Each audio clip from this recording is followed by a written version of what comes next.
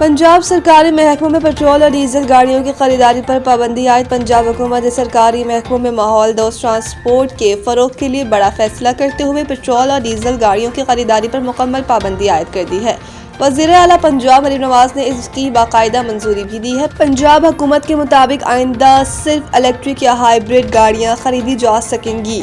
Field duty पर मामूल गाड़ियां पाबंदी से मुस्तस्ना हैं। नई इलेक्ट्रिक व्हीकल पॉलिसी 2024 का जल्द ऐलान होगा। दूसरी जानिब पंजाब हुकूमत ने 31 शहरों में 170 नए पेट्रोल पंप्स के NOC जारी कर दिए। 170 नए पेट्रोल पंप्स के लिए ई-बस पोर्टल के जरिए NOCs जारी किए गए। पंजाब हुकूमत का कहना है कि नए पेट्रोल पंप्स के लिए NOC की मंजूरी अब इलेक्ट्रिक चार्जिंग यूनिट लगाने से मशरूत होगी।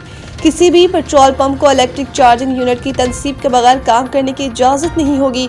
तर्जुमान के मुताबिक माहौलियाती तहफ़्फ़ुज़ के लिए ग्रीन एनर्जी का फ़रोग़ तरजीह है। सूबे में नई इलेक्ट्रिक व्हीकल पॉलिसी जल्द मुतारिफ करवाई जाएगी।